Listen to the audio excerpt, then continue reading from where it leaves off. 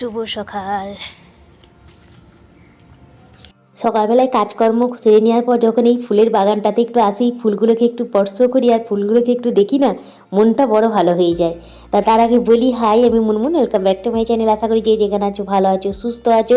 চলো তোমাদের সঙ্গে একটা ছোট্ট করে ব্লগ শেয়ার করি। আজকে অনেক রকম পিঠে বানাবো, আজকে হচ্ছে পৌষ পার্বণ, তাই সকাল থেকেই শুরু করে দিয়েছি রান্না বসাতে বসাতে। রান্না তৈরি হতে হতে আমার এদিকে দুধ ঘন হয়ে যাবে।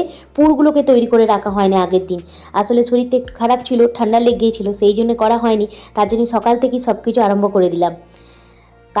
বাসি কাজকর্ম সব কিছু সেরেই প্রথমে রান্নাঘরে ঢুকে আগে একটা গ্যাসেতে আমি বসিয়ে দিচ্ছি দুধ। 3 প্যাকেট দুধটাকে কেটে অল্প কড়াইয়ে জল দিয়ে চাপিয়ে দিলাম, এটা ঘন হতে থাকবে, ততক্ষণ আমার রান্নাগুলো হয়ে যাবে। আর ক্ষীরের যেহেতু আমি পাটিসাপটা করি, আর আমাদের সিদ্ধ পিঠের ভেতরেও আমি পুর অনেকটা ক্ষীর দিই, আবার অনেকটা নারকেল আর গুড়ের পুর তৈরি করি, সেটাও তৈরি করব। একই দিনে সব কিছু পিঠে তৈরি করব। বিকাল থেকে পিঠেটা তৈরি করা শুরু করব যতক্ষণে শেষ হয়। আজকে একটু ভাবছি নতুন নতুন কিছু পিঠে বানাবো।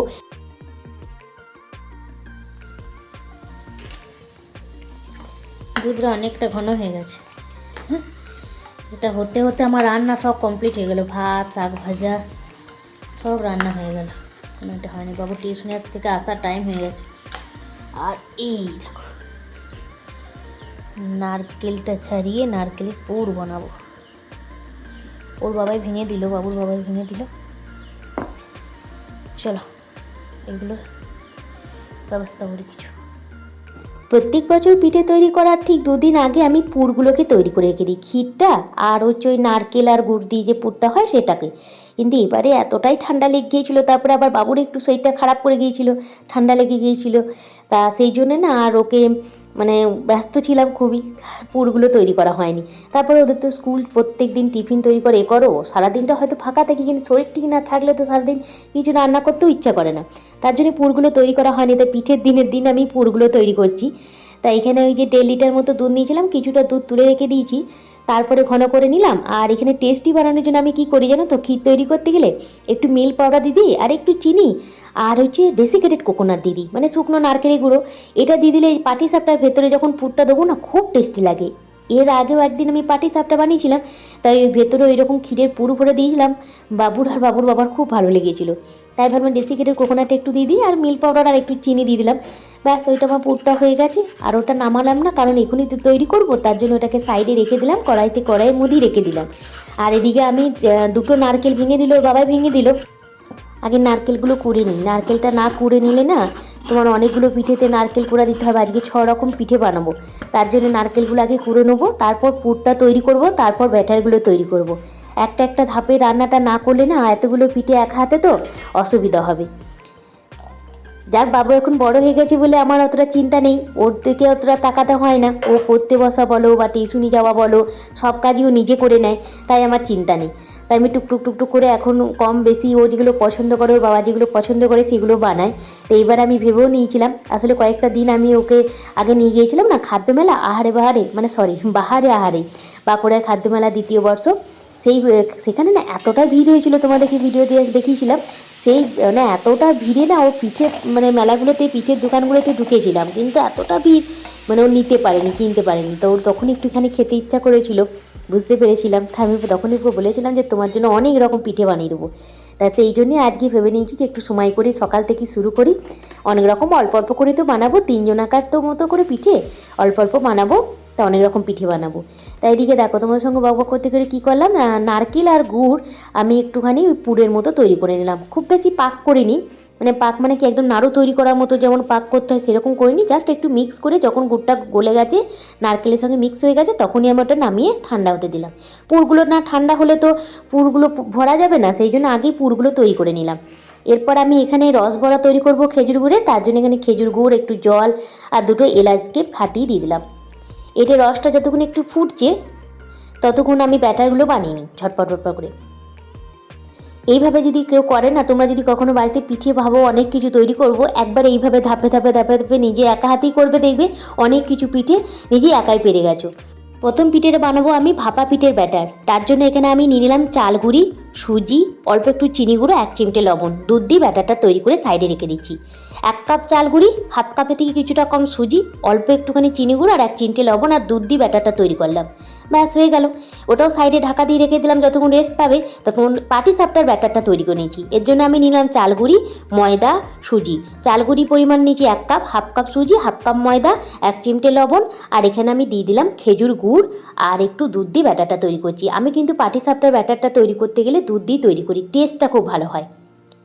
খেজুর গুড়ের পাটিসাপটা বানাবো তার জন্য খেজুর গুড় দিয়েছি, নাহলে তো চিনি দিই অন্য সময়।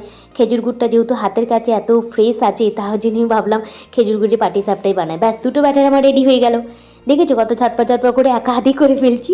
তোমরা একবার হলে এরকম ট্রাই করে দেখতে পারো, অনেক রকম যদি পিঠে ভাবছো বানাবো। এদিকে রসটাও তৈরি হয়ে গেছে, ব্যাস ওটাকেও ঢাকা দিয়ে রেখে দিলাম, একটু গরম থাকতে হবে। এখানে আমি বিউলির ডালটাকে বেটে রেখে দিয়েছিলাম, তবে আমার এখানে একটা ভুল হয়ে গেছিলো, একটু জল একটু বেশি দিয়ে ফেলেছি। আর একটু ঘন হলে, মোটা হলে ভালো হতো। তা যাই হোক, যেটাই হবে একটুখানি ম্যানেজ করে নিতে হবে, ঘরেই তো খাবো। এই জন্য বিউলির ডালের মধ্যে লবণ 1 চিমটে, একটু মৌরি, একটু এলাচ গুঁড়ো দিয়ে দিলাম। ব্যাস খুব ভালো করে ফেটিয়ে নেবো। এতটাই ভালো করে ফেটাতে হবে সে যেমন করে দই বড়া তৈরি করার জন্য জলের মধ্যে দেখতে হয় যেমন ভাসে, সেই রকম। আমি ঠিক যেমন দেখলে তো জলে ভাসছে, তার মানে পারফেক্ট এটা ব্যাটারটা ফেটানো হয়েছে। ওটাও ঢাকা দিয়ে আমি রেখে দেবো 5 মিনিট। আর এই পিঠেটা হচ্ছে আমাদের বাড়ির সকলের খুব পছন্দের, পাটিসাপটা পিঠে আর হচ্ছে সরু চাকলি পিঠে খুব পছন্দ করে। আর সিদ্ধ পিঠে বলে না ওইটা, মানে বাবু আর বাবুর বাবার পছন্দের পিঠে হচ্ছে ওই 3টে। বাকিগুলো আমি এবার নতুন করছি, ভাপা পিঠে, রসবড়াটা এবার প্রথম বানাচ্ছি, আগে কখনো বানাইনি বাড়িতে। তাই এখানে এই তোমার সরু চাকলির জন্য আমি এখানে বিউলির ডালটা আগেই বেটে রেখেছিলাম, তার মধ্যে চালগুড়ি, ফ্রেশ নারকেল আর একটু জল দিয়ে ভালো করে বেটে নিলাম, একদম মিক্সার গ্রাইন্ডে ভালো করে বেটে নিয়েছি। ব্যাস এবারে এর মধ্যে আমি একটু জল মিশিয়ে সাইডে এটা রেখে দেবো, পরে লবণটা অ্যাড করব। এখন অল্প করে একটু লবণ দিয়ে দিলাম, পরে যদি আরও একটু লবণ লাগে দিয়ে দেবো। এবার এটাকে ঢাকা দিয়ে রেখে দিলাম। এরপর আমি ভাপা পিঠেটা বানিয়ে নেবো, যেহেতু প্রথম ব্যাটার আমি বানিয়েছিলাম এটা, দেখো কতটা টাইট হয়ে গেছে। আবার একটুখানি দুধ দিয়ে ব্যাটারটা তৈরি করে নেবো। এরপর আমি এখানে একটু বেকিং পাউডার, বেকিং সোডা মিশিয়ে দেবো। আর একটা কেক টিনের মধ্যে আমি একটুখানি তেল মাখিয়ে রেখে দিলাম। ব্যাস এবার এটাকে ভাপাতে দিয়ে দেবো।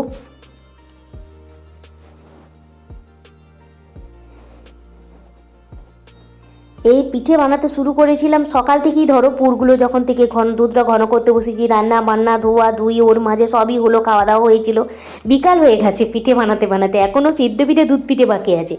তা চলো, এই পিঠেগুলো তো মানে মোটামুটি 50%ও হয়নি, 30% হয়েছে, এখনও অতটা বাকি আছে 70%। তো এখানে দেখো প্রথমে একটু ব্যাটার দিয়ে দিলাম, দিয়ে একটু নারকেল আর একটুখানি গুড়, তারপরে আবার একটুখানি ব্যাটার, তারপর উপর থেকে কিশমিশ, টুটি ফুটি, নারকেল কুড়া, একটু গুড় দিয়ে ওটাকে স্টিম হতে দিয়ে দিলাম, ভাপাতে দিয়ে দিলাম। আর এদিকে ব্যাটারটা হয়ে গেছে, রসবড়ার বড়াগুলো ভেজে নেবো। তেলটা গরম করে নিয়েছি, লো টু মিডিয়াম ফ্লেমে এগুলোকে ভেজে নেবো।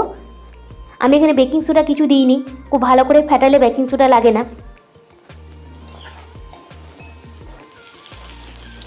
একটু লাল লাল করে ভেজে নেবো, খুব বেশি কড়া করবো না। এই রসবড়াটা প্রথমবার বানাচ্ছি, তবে প্রত্যেকবার মা আমাকে, বিয়ের আগে প্রথমবার আমি বানাচ্ছি, কিন্তু বিয়ের আগে মা 2-3বার করেছিল, রাঙালুর পান্তুয়া আর এই রসবড়া। আমার বিয়ের আগে আমি 2-1বার খেয়েছিলাম, মনে আছে। তা সেইভাবেই মাথায় রেখে একটুখানি বানালাম, একটু এলাচ গুঁড়ো, একটু মৌরিও দিয়েছি। আর আমি চিনির রস তৈরি করি না, আমি খেজুর গুড়ের রসটা তৈরি করেছি, যাতে খেজুর গুড়ের টেস্টটা পাওয়া যায়। এবার রসটাকে খুব ভালো করে গরম করে তারপর বড়াগুলো দিয়ে দিলাম। ওই তারপরে মানে গরম গরম বড়াগুলো তেল থেকে ছেঁকেই গরম গরম রসের মধ্যে দিয়ে দিলেই কিন্তু ভালোভাবে রসটা ঢুকে যাবে। দেখতেই পাচ্ছ কোনো ভাব বেরোচ্ছে, খুব ভালোভাবে কিন্তু রসটা ঢুকে যায়। সারা রাত রেখে দিলে তো আরও ভালো। তবে যেহেতু বাসিও খাওয়া হয়, মকরের দিনও খাবে, সেই জন্য আমি আগের দিন থেকে এগুলো তৈরি করে রেখেছি, যতটা আজকে খাবে খাবে, আর বাকিটা কালকের জন্যে। কেমন লাগলো অবশ্যই কিন্তু আবার লিখে জানাবে। ভিডিওগুলো ভালো লাগলে প্লিজ একটা লাইক করে দিও, আর ভিডিওগুলো ভালো লাগলে আমার চ্যানেলটাকে সাবস্ক্রাইব করে রেখে দিতে পারো, কমেন্ট করে অবশ্যই একটু জানিও। চলো এবার আমি তোমাদের সঙ্গে যে ভাপা পিঠেটা সিদ্ধ করতে বসিয়েছিলাম, দেখিয়েছিলাম, সেটাকে এবার বার করি। মোটামুটি তোমার 20 থেকে 30 মিনিট ভাপ দিতে দিয়েছিলাম। বড়াগুলো ভাজা হলো, তো বড়াগুলো রসের দেওয়া হলো, তার যখন দেখো এটা ভাপানো হয়ে গেছে, একটু ঠান্ডা হোক, তারপর এটাকে ডিমোল্ড করবো। এদিকে পাটিসাপটা ব্যাটারটা আমার রেডি করা ছিল, তো এবার গরম করে তাওয়াটার মধ্যে গরম করে একটু ঘি দিয়ে, ঘি ব্রাশ করে ঠিক এইভাবে আমি পাটিসাপটাগুলোকে রেডি করে নিচ্ছি।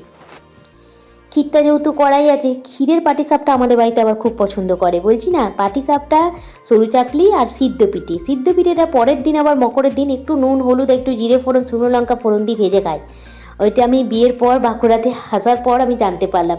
নাহলে আমাদের বিয়ের আগে তো পরের দিন এমনি নর্মালি খাওয়া হতো, কিন্তু এখানে বাবুর বাবাই বলতো নাকি ওর মা করতেন, মানে আমার শাশুড়ি মা করতেন। আমি তো শাশুড়ি মায়ের কোনো কিছুই পাইনি, তো উনি বলতেন যে শাশুড়ি আমার মা এরকম পিঠেগুলো একটু ভেজে দিত। সেই থেকে আমি ভাজি, দেখেছি বাবুরও ভালো লাগে, আমারও খেতে বেশ ভালো লাগে, মকরের দিন সেটা করি। তা আজকে এমনিই সিদ্ধ করব, দেখি কতক্ষণ হয়, রাত পর্যন্ত হয়ে যাবে মনে হচ্ছে। পাটিসাপটা পিঠেগুলো আমার রেডি হয়ে গেল ঝটপট ঝটপট করে, তবে পরিমাণে কম করেছি তো ওই জন্য আমার খুব তাড়াতাড়ি হয়ে যাচ্ছে। আর আমি যে বললাম না, এই একটা একটা ধাপে আমি সব করেছি, পুরটা তৈরি করলাম, ব্যাটারগুলো রেডি করে রেখে দিলাম যাতে করে আমি ঝটপট ঝটপট করে বানাতে পারি। এই দেখো একটু ঠান্ডা হয়ে যাওয়ার পর কত সুন্দর ডিমোল্ড হয়ে যায়। আমার ভাপা পিঠেও রেডি হয়ে গেছে। এবার চলো সরু চাকলি পিঠেগুলো তৈরি করে ফেলি। আর একটু লবণ দিলাম, কারণ কি আর একটু জল মিশিয়েছি আমি, যত একটু পাতলা হলেই তো ভালো হবে। এই যে একটু পাতলা, আর আমি একটু আদা মৌরি বাটাও দিয়েছি, ওটা দেখানো হয়নি, আদা মৌরি বাটাটা আমি একটুখানি দিয়ে দিয়েছি। ব্যাস এবার আমি এই তোমার পিঠেগুলোকে তৈরি করে নেবো, তারপর সন্ধে টন্ধে দেওয়ার পর সিদ্ধ পিঠে আর দুধ পিঠেটা তৈরি করব। চলো আমার পিঠে মোটামুটি এদিকে চলছে। এটা সরু চাকলি পিঠে হচ্ছে, যা ব্যাটারটা এই দেখো, সরু চাকলি পিঠে 1 প্লেট হয়ে গেছে। মোটামুটি আমার এতগুলো পিঠে হয়ে গেছে। হ্যাঁ 5:30 হয়ে গেছে, 4টে রকম পিঠে আমার হয়ে গেছে। পাটিসাপটা পিঠে, রসবড়া, ভাপা পিঠে, সরু চাকলি পিঠে। এরপর আমি দেখো এইটাকে আমি গরম জলে লবণ দিয়ে চালগুড়িটাকে এরকমভাবে ঢাকা বন্ধ করে রেখে দিয়ে গিয়েছিলাম, যাতে একটুখানি ভাপে তৈরি হয়, চালগুড়িটা ডোটা যাতে তৈরি হয়ে যায়। কারণ এটাকে আমি আবার সিদ্ধ পিঠে মানে পুর ভরা পিঠে বানাবো, আবার চুষি পিঠে বানাবো। তাই এই পিঠেটা আমাকে হেল্প করে ওরা দুজনই। সন্ধে টন্ধে দিয়ে আসার পর আমি আবার পিঠে করতে শুরু করলাম। বাবুর বাবা আর বাবু দুজনা নিজের মতো করে সব পিঠে তৈরি করে দিচ্ছে।